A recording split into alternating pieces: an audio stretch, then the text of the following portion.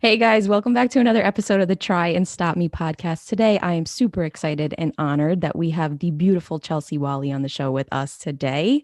Chelsea is the COO and partner of Donovan Financial. And Chelsea and I met actually because we were both on, what was it, the Employee Benefit Advisor, the Benefits Pro Rising star. Award. Yeah, Mhm. the Rising Star. So I had won it a couple years prior to Chelsea, and then Chelsea won it a few years after me. And then we met at a conference, and obviously, like any kind of boss bitches mentality, we connected after the fact. And I think Chelsea has an incredible story and something that we can all learn from and all learn on and grow on. So, Chelsea, welcome to the show. I'm so happy you took the time on this Friday to sit down with us. Yeah, thanks for having me. You know what you left out about when we met What? is we were wearing leopard. There was like 4 or 5 of us girls that How all weird had was on. that? Do you remember that? Yeah, and Yeah, there was a monkey at the conference too, so it was like this whole animal crazy theme we didn't shit know going about. on. Yeah. Yeah, but there's like 5 of us women that were pretty much at the conference because it's mostly males, and all of us were wearing leopard on the same day, and we took a photo. Yeah. That's why we're Susan and friends. I actually, that's like the weird thing. When you spend too much time with people, you end up wearing the same colors, the same things. And I never wear leopard ever. And it just Really? happened to be that. And I was like, huh. And then you were in the conference, and then there was like two other females that had leopard. We were like, we just need to take a picture. This is great. Yeah. So we knew it was just, you were connected after the fact. And that was it. It was Mhm. like sisterhood. Yeah, pretty much. Yeah. So, Chelsea, I want to go back a little bit, like we Sure. always do, just to get a little history to kind of define the person you are and kind of anything that you've ever been through. But we got to start at the beginning. So, tell us where, I know where you were born, but tell the audience where were you born, your family, a little bit of your history. Sure. So I am a Canadian working in American insurance, which is really random, but born Normally the other born way in around. Montreal, Canada, but raised in Calgary, Alberta, Canada. So went from the East Coast all the way over to the West Coast. One of the main reasons my family chose to move us over there was to put us in a better environment than we were in Montreal. So my dad is also an entrepreneur, and my mom as well. They own the company together, which is ironic because I own my current company with my fiance. But yeah, I grew up in Calgary near the mountains, snowboarded. If anyone's heard of Banff, Banff, it's like the prettiest place in the world. Grew up right around there. So yeah, that's me. I have a twin brother. That's probably pretty important. And a younger sister, and everybody was involved in the family business growing up. So, what did your parents do? Yeah, so my dad's family have been like generations and generations of roofers. So all of them own roofing companies in Montreal. And then when we moved over to Calgary, he opened Whalley's Four Seasons Roofing with my mom. And they've had it now close to 30 years. And my brother is in line to take it over. At one point or another, we've all been on their payroll doing different things. So it's definitely supported the whole family and gave me a lot of unique opportunities. Like I played really competitive softball. That's actually how I ended up in the States, was on a scholarship for softball.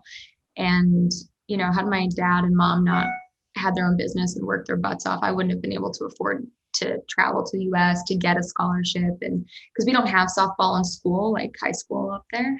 So you really have to spend money and get seen in order to get recruited down here to a Division 1. Oh, that's incredible. I played softball for 14 years too. I What? played What center position? field, center Okay. field. I see that. You're little and probably fast. Yeah, the infield was never my jam. I did not want that ball coming face. They come fast and they come hard right to your face, and I've got hit too many Moneymaker. times. Yeah, exactly. So when You you want to came, guess is what position I was? what second shortstop, No, catcher? I was saying. So in Canada, I was a catcher, and in college, they were like, yeah, maybe, but I was too short because with the rise ball, you know, the rise balls jump so high. So I ended up playing because I have a really good arm, but I'm not very fast like you. So they threw me in right field. So basically, I could hit the Really? ball, I could throw hard, but I was kind of chunky and slow. What a transition though to like be trained for your entire life for catcher, like get the scholarship and So then be like, oh what wait, I got to change my entire thing. I kind of was a utility player the whole time. So I would play like third base and then catch. And then sometimes they'd throw me out in center field until I wasn't fast enough. So it was But fun. the arm, and then when you start to throw it, I know we're going off on a tangent now, but honestly, we play wiffle ball with my family in the backyard on Easter. I, for years, had the worst sidearm, and they would yell at me every single time because they're like, that is going to catch up to you. And I threw the ball the way I normally know how to throw the ball. My entire body went numb. I was like, that's that sidearm that just finally came back to me. Happening. Yeah. So you came to the US for softball. That's obviously what was going to be my next question. What the heck took you here? So Yeah. you were in school? Yeah. So I actually started at a community college in Alabama because I played so random. Oh my God. Played boys baseball with my brother. My dad was the coach and didn't even know that you could play with girls because there wasn't a thing, right, in Canada, like it is here. And I was 16. So I played with boys until I was 16 years old, the only girl in the league. And we ended up, my brother and I would throw the ball during family gatherings in the backyard. And my uncle married somebody, and her dad happened to be a coach with Team Canada for softball. And he came up to me and he's like, why the hell are you playing with boys? And I was like, I don't know. And he's like, you get your school paid for. You could travel to the US. Like you could do all this cool stuff if you play with girls. I was like, sure, I'll try it. Went and practiced with the girls one day. He got me into like the best team that was around. And I left the practice bawling my eyes out to my mom. Like, they were so mean. I was going to say, was that transition? Oh my God. They told me I threw too hard at them. Like I was just devastated. But then it ended up being the best thing ever. And I played with the girls. So I was a little late to the scholarship game, which is why I ended up at the community college. But I only lasted 4 months there because it was such a culture shock coming from Canada, where everybody's very naturally more liberal. Even if you think you're conservative in Canada, you're honestly pretty freaking liberal compared to the US. And yeah, it was tough. And there was a lot of racism in the area that I was, and just a lot of things that didn't align with my core beliefs. So mid-year, actually, my freshman year, I transferred to Stetson. And Stetson, which is in DeLand, Florida, had watched one of my games, and they actually recruited a pitcher on my team. And she said to them, can I bring Chelsea? So I was just this little like tag along, which is hilarious. And they're like, yeah, well, let's see how she plays her first year. She's got to pay. And then the next year, if she does good, we'll give her a scholarship. So that year I went in mid-year, ended up crushing it, started over a senior, got a full ride the next year. And my friend actually never ended up staying. So that ended up working out pretty good. And then a few years later, as a senior, I was the captain, and I love every moment of it until the career-ending injury. It's almost like a League of Their Own story. Like you just tagged along and then ended up being the star. Not funny. I love that it movie. was such a cool place and such good people, and really set a good foundation for me here in the US. That's cool because you probably did learn a lot by playing with the boys the entire time. Like we all had the softball, and then you were on the baseball and then had to transition. That was probably a huge thing for you to have to learn how to pivot into what girls are really like at that point. Yeah, scary, right? So what happens next? So you're rocking and rolling. You're the captain of this softball team. You're in college. You're Yeah. probably living the dream in Florida, far, far away from home, having the time of your life. What's funny is sometimes I regret like not having more fun in college because I was so focused, and I've been like this my whole life. Like I want to be the best, and I get obsessed with this idea of, so for me, it was I wanted to try out for Team Canada softball. I wanted to be a doctor, so I was pre-med, and specifically like a natural doctor. And I got accepted to schools. I was already on that road, and then I think I was like pushing myself too hard, and like my body knew, like I had this feeling like something bad was going to happen.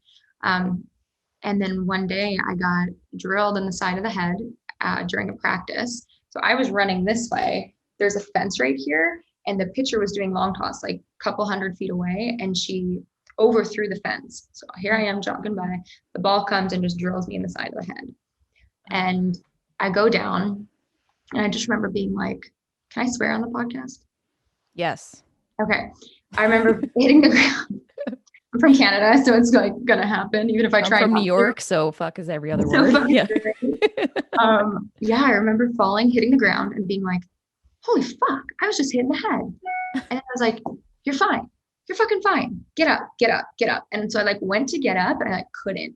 And then my coach ended up being right there and she helped me get up. And long story short, I was ended up being cleared to play too early.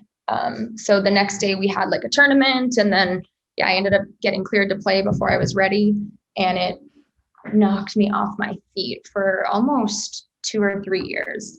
So ended up and not being able to play ever again, having to go into a brain injury rehab program back home in Canada. And then not going to med school, even after all that work, not doing that, and actually making a lot of kind of settling like decisions because of the head injury, thinking like I was never going to be able to have the life that I planned. I'd never go to med school. I wasn't going to make any money. I wasn't going to help people. So I made a lot of decisions out of that kind of scarcity or scarcity mindset of I won't be good enough. But I had issues and I still do with like memory. So remembering things. What's your name? No, I'm just kidding. You're like, oh my God. I was like, what? What just happened? Oh. Yeah, so memory was really bad. And like I used to go to the store and have, like a $20 Canadian bill. So it's much prettier than American money, but pay for something. It was like 1953. And she gave me the change back. And like I couldn't figure out if the change was right. Or if I had to pay with change, I'd just be like, keep the change. Like so math and numbers were something and honestly still, clients don't worry, I'm not the one in my office that handles numbers. So it's okay. But so bad. And then just like a lot of pain with migraines, headaches, sensitive light. Yeah, pretty much for 6 months, I stayed in like a dark room just trying to feel better. So that was probably the biggest experience in my life that knocked me on my feet. You go from being what I think, my goal of, and it's so superficial now to look back on it and like what I've learned through it all, but to think like, oh, well, if you're a doctor and if if you're the best at this, and this, then you're going to have a good life. Like, no, not, I wasn't happy with myself. Like I was pushing and pushing and pushing and killing myself. And I remember my mom telling me when I was little, you push yourself too hard. You're going to burn out. You're going to burn out. And I just feel like the head injury was a way of like stopping me from going down and living this life for show, Now I've learned so much. Like I had to do a lot of therapy. I mean, the brain injury therapy alone, but even like coping with not going to med school, not playing the sport that defined me, not finishing out my senior year. There's so many things that, I had to deal with losing. Now I get that I gained a lot, but at the time it just felt like everything was taken away. Oh, yeah. And at that time too, how old were you? 22, 21, about to turn 22. Yeah. And so, you have your entire life is literally like planned out for you. You had everything at that time too, like to be a doctor and then to be the patient in the bed is like a total mind game, I'm sure too. Yeah. And to just always feel like, I used to come home and tell my family about like everything I learned in college and all these cool things you can do to help people. And I was never the one being helped. And then also to go from like feeling so competent and capable, like I had a really hard time finding my words and I would say the wrong words a lot of the time. And I would it would make no sense, but I wouldn't realize I did it. Or I'd be like, in the middle of a sentence and the word wouldn't come out. And then I would just like freak out that everybody thought I was stupid and stop talking. So I became really quiet, which if you can't tell by now, I'm not. And it just totally unlike myself. So, I mean, that sounds like a pivot in life that you had to like readjust your entire way of thinking. How the hell did you get through it? Like, where did you have family? Because you were probably like floating on cloud nine, like you said. You were the head of everything, probably ahead of the game in the smarts. You're beautiful. You're a go-getter. You got everything going for you in life. You probably came home as like the hometown hero of like, look what I've done. And now all of a sudden you can't even remember to buy ice cream at the supermarket. Yeah. And it's probably the most frustrating thing at that point to have to go through. How long was that healing process? So I just started feeling like, so it happened in 2013 and I just started feeling like myself again in 2017. So it was like, but it was really bad for about 18 months to 2 years. like 18 months to 2 years was when, like, the brain injury rehab program itself was 12 months. So it was 12 months of so for a while it was every day, and then it was every three days a week and whatnot. But oh, it's interesting now to look back on it, because even while it was happening, like, you talk about like growth, right? And growth is fucking messy and it's Mhm. ugly. Um, but it took me so long to like figure out that this was a good thing. Like, I only started to see it in that light probably in the last like 3 or 4 years. For a long time, it was like the thing that, I'm not a doctor. That's all I could think about. Like, I'm not a doctor. I Yeah. sell fucking insurance. Like, that's really, and then I had to switch my mindset and be like, all you ever want to do in your life is help people and be an entrepreneur and employ people. That's like my biggest passion ever, is to give other people the means to live the life they want. And I don't know. Yeah, it was tough. And I would say that um, I did have, I found a lot of mentors along the way. Like, I've noticed that about my life is I always grasped onto people, even as like a little kid, that I thought could mentor me and help me. Like, I've always had this curiosity to learn. I also think there was a little bit of like, I wanted to be recognized and approved and acknowledged. I think there was a lot of like, my worth as a little child was with awards and top grades and athlete of the year and all this other bullshit. So finding these mentors who could be like, oh, you're a little protege, was probably a negative thing. I mean, it's a better way of coping, I think, with trauma and bullshit than like drinking and drugs, but Mhm. it still has, an impact to constantly need that validation and that recognition from others. So thankfully, the head injury is what got me into therapy and into counseling, and where I learned why I am the way I am, and that, everything that I'm doing is actually great and I'm living a wonderful life. And a lot of the reasons I think that people in general, and I know for sure myself, focus so much on being the best and that kind of external validation is because you're not happy with yourself. Because looking Yeah. within is too painful, or you don't like what you see there. So you'd rather have the glitz and the glam of the awards and the shit on the outside. And then you get hit in the fucking head and you can't have any of that. And you realize, oh, wow, I got to go in and I got to figure out what's going on inside. So that's where I've been the last few years. And it's been fun.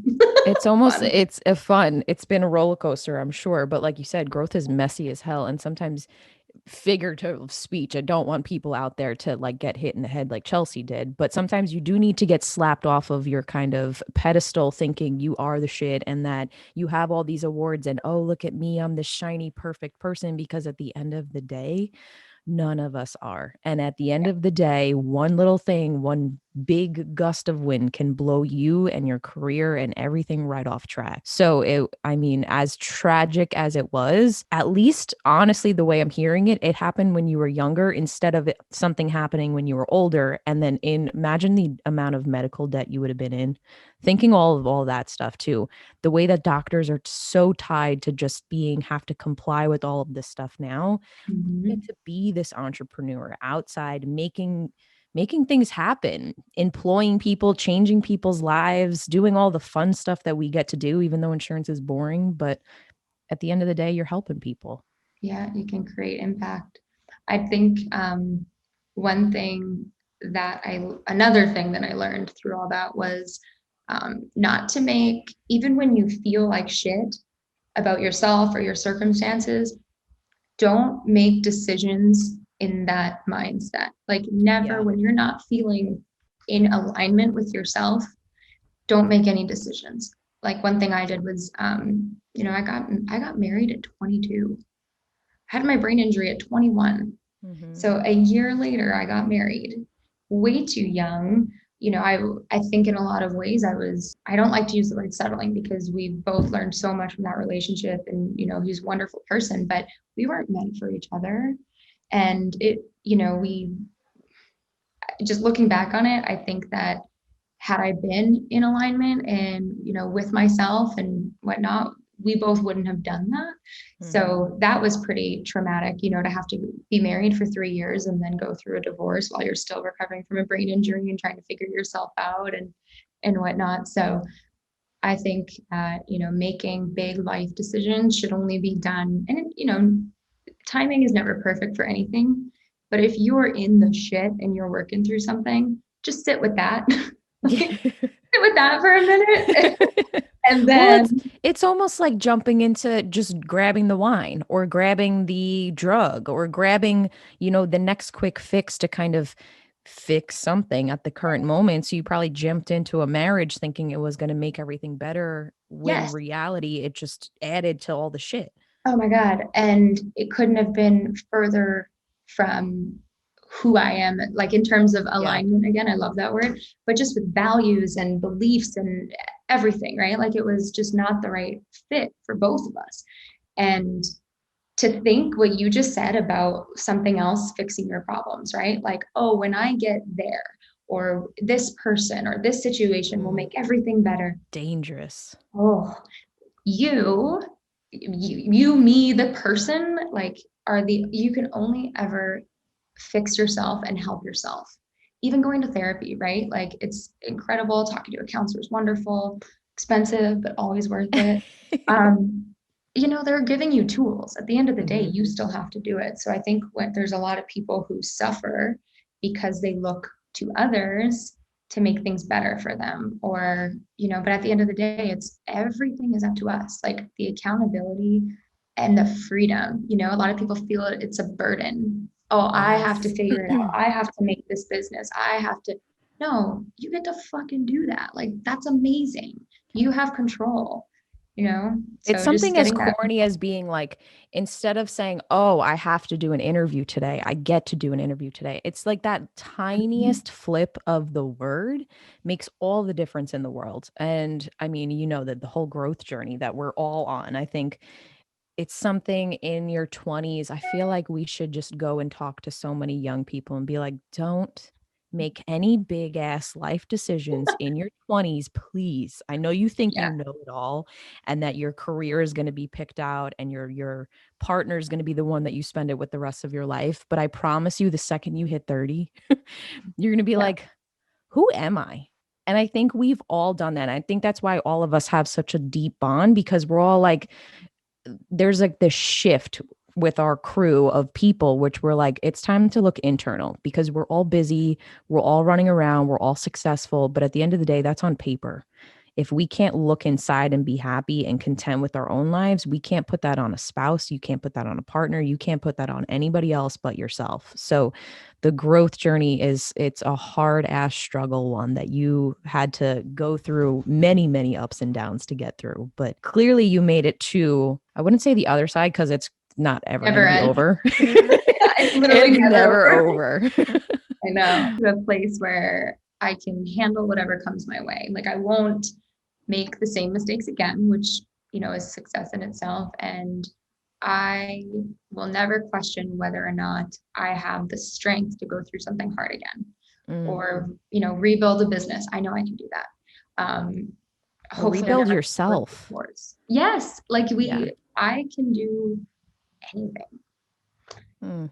And I feel like until you really go through the shit and that you don't have to have a brain injury, right? Like, you don't have to have extensive trauma or like physical, emotional, whatever abuse, but you do need to take a step back and look at yourself and then figure out what puts you, here's the word again, in alignment, right? Like, I teach yoga and I talk a lot about the external self that we present to the world versus the internal self. And when those two align, that's usually when you feel the most at peace, right? Mm-hmm. And a lot of the times when those don't align, which would have been like in my previous relationship, if those things don't align, who you are and what you're showing everybody else, it's a recipe for disaster. Yeah, because it's all fake at that point. Then you're just putting up a front of this demeanor that many of us probably walked around for a million years, Mm-hmm. acting a certain way or being a certain way to look a certain way. And then Yeah. you're so unhappy at the end of the day because that's not your authentic self. So if you're putting up this persona that everything is perfect, but at the end of the night or the real test is in the morning. Like when you Yeah. wake up in the morning and you're like, I don't want to go. I don't want to get out of bed. I don't want to roll over and see this person. Like, I don't want to, like, those tell you you're making the wrong life decisions at this moment. And it's time to really check in internally and figure out the shit that's going on so that you can get to the other side. There is another side. There Yes. will be a point, but you got to, like Chelsea said, do the work. And the work is not fun. It's like, it's the therapy or like the coaching sessions that I'm doing. And it's like, you The talk to the books. coach, you talk to the therapist, but like that hour that you're in the actual session, that's just like the pre-work. That's like going to class. The homework is the hours in between until your next session, and that shit is the hardest stuff to actually go through because you're like, I don't want to do this. I don't want to look internally. I don't want I don't to, want I to just know. don't, I don't want to think about it. I just want to like numb and just whatever the case is. Yeah. But, you know, if you know and you know that you're not alone and that the majority of the people in this entire world, and that's the reason of the show too, is to just tell stories that other people have gone through shit and they've gotten through their shit so Mhm. that you can look internally and be like, my situation is it's killing me right now, it's breaking me down, whatever it's doing, it's leaving this pit in my stomach. But if you actually put in the work and the time and the effort to start flipping the script on your own life, it can happen. You can Yeah. easily do it. Not easily, but you could do it with the support. It's not Yeah. easy. Yeah. Donovan, my fiance and business partner, calls my counseling sessions emotional terrorism. And I think it's so, it's exactly how it feels. But yeah, it's just funny. Yeah, I always say so Stephanie's my coach. I'm like, I feel like I just went through a hurricane. Like by the time I'm out of it, I'm so like just I just have to go to bed because I'm like, I feel like my whole being just shook up. And now it's like, all right, the hangover will happen tomorrow and then we'll keep Yes, going. exactly. It's that emotional hangover is real. So let's talk about this. What is it like being in business with your partner? It's so interesting. So the first 3 years of us being in business together was always very exciting. Because I had met somebody that fills my soul, literally. Aligns Has with you? yes, a line, sorry. But yeah, in every freaking way, like values, just everything. How we want to spend our free time, Mm. how we want to run the business, where we want it to go, how everything. So it's very exciting at the beginning. So the first like 2, 3 years, we were closing. Every deal we closed was bigger than the last, and it was very exciting. We were growing. Power couple. Yeah. You're like, look at us. We're Pinterest. Yeah, pretty much. Like just and everybody would be like, "Oh, you guys are such a power couple," and it was, very exciting. So then you get to a point in every business, whether you date your business partner or not, where it changes from sale to retain. Mm. And we want to obviously keep doing the sales, so we are, but your business changes to there's more of a focus on retention and customer service.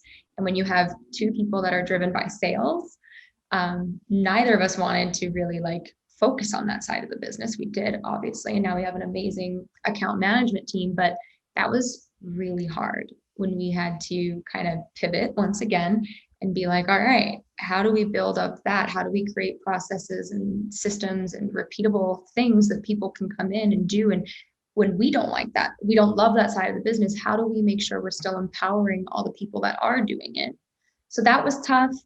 Obviously, the losses can be tough, but it's great because we go up and down at different times.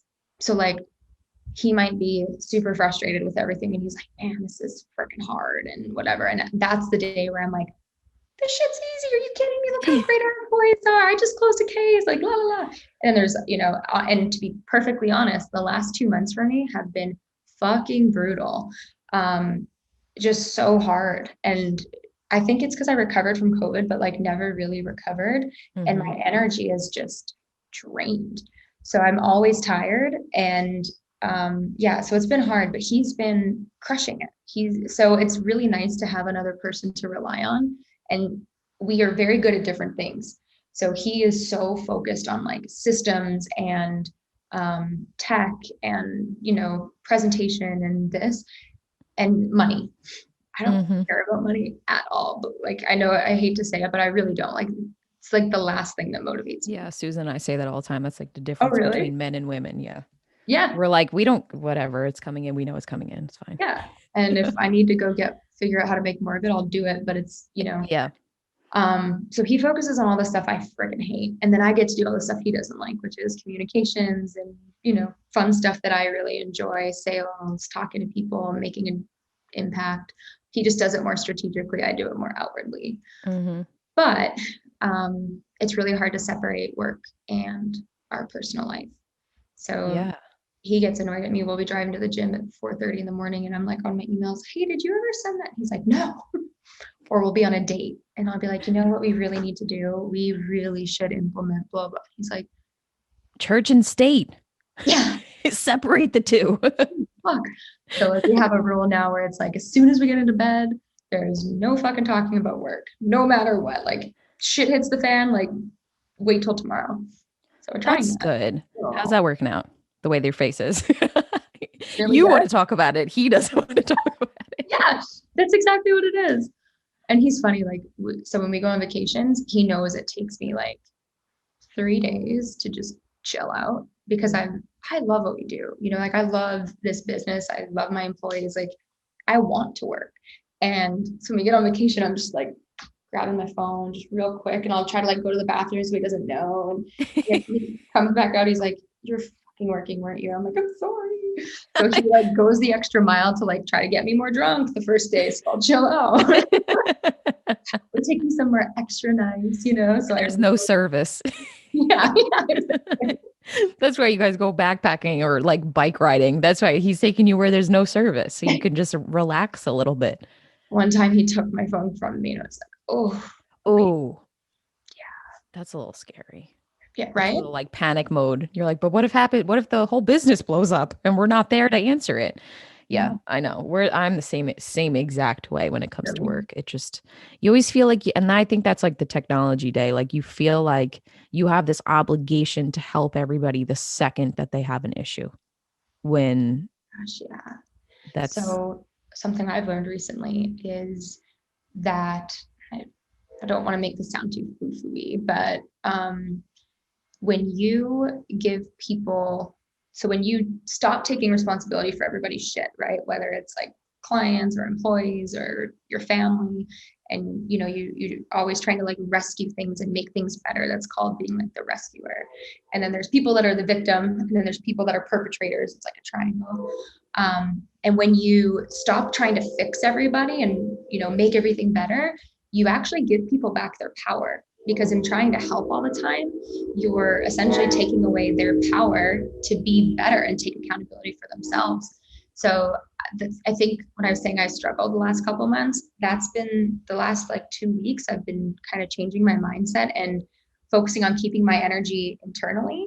And if people are going to rise and fall, and it's not my fault, as long as yes. I've given them their resources, and that has made the biggest difference. Mm, And you're empowering other people. You're not trying to, when you're constantly trying to help, there's also this condescendingness that can come out, yep. or I don't think you can do it on your own. So we need to empower the people around us, clients, Yeah, I employees agree. mostly. Because, at the end of the day, when they're down by themselves, it's like coming back to the whole beginning of the show here that you got to figure it out and you got to be able to pivot and learn and Google whatever you need to Google, like the rest of us have figured out life is by Googling things. Right, exactly. So, what's next for you guys? What's on kind of the projected future that you can or want to share without really sharing? Sure. There's a really exciting announcement. I'm not pregnant. That will be coming. Every time I hear like exciting announcement, I'm like, oh. So this is the only little The only pregnant baby. thing, He is a yeah, big baby. that I have right now. Actually, he They is bring so for everybody who's not watching the video, what's your dog's name? copious. Copious comes to work pretty much every day with them at the office. And he's just like Mhm. this big, tall mush. How big is he? He's 67 pounds, but he's tall and skinny. He's a Labradoodle, and he's actually my psychiatric service dog because of the brain injury. So he gets Oh, to come everywhere with me. He flies to Canada. He comes to work. He's even gone to like open enrollment meetings with clients. Can you bring him to the conference? Are you going in August? Can you bring Yeah, him? I actually get to present in August. Let's bring him Okay, I'll on try. stage. Right? Yeah. All right, guys, this is all you have to do. You just have to have a dog and make him the center of your business. I think what's next, I know what's next for us. Professionally is very exciting. We're going to be making some announcements this year and just sort of working on our brand. How about that? We'll leave it there and putting that more into alignment with who we are and our goals. And then personally, it's still kind of professional. So that's the thing. Like when your future spouse and you are working and everything's together, there's not really a divide. I know you said there should be, but there just isn't. We are trying to get married, but COVID just doesn't want it to happen. So, because the borders to Canada are closed. So it would be really tough either way. You know, if we had it here, my family couldn't come. If we had it there, his family couldn't come. I'm determined to have it up in Canada. So I think I'll be planning a wedding this year personally for August of next year. And then I want to have some babies after that. Mm-hmm. But I really want to get the business to a place where like it can be not self-sustaining because I would still be involved, but you know, have a machine that kind of like runs itself. So if I for a few weeks or whatever have to kind of be out. But you know what's interesting is in my last relationship, that was the last thing I wanted. And I grew up thinking like, I do not want kids. I don't want to be a mom. I'm going to be a, you know, doctor, blah, blah, blah. And then now, yeah, I just want to start a little fam and have this business rocking and rolling and have a house in Canada where I can see my family a few times a year. And yeah, it'll all happen. The little insurance babies running around in the office probably will happen too. We'll make them exactly with the take dog. over the world. Yeah. All right. I love it. Well, thank you for sitting down and talking to us and sharing your story. I can't wait to see what you guys, and I know what you guys are doing in the future, and I can't wait to see it take off in the future. But guys, we'll be back next week for another solo episode. So we'll see you there. Thanks, Chelsea. Thanks.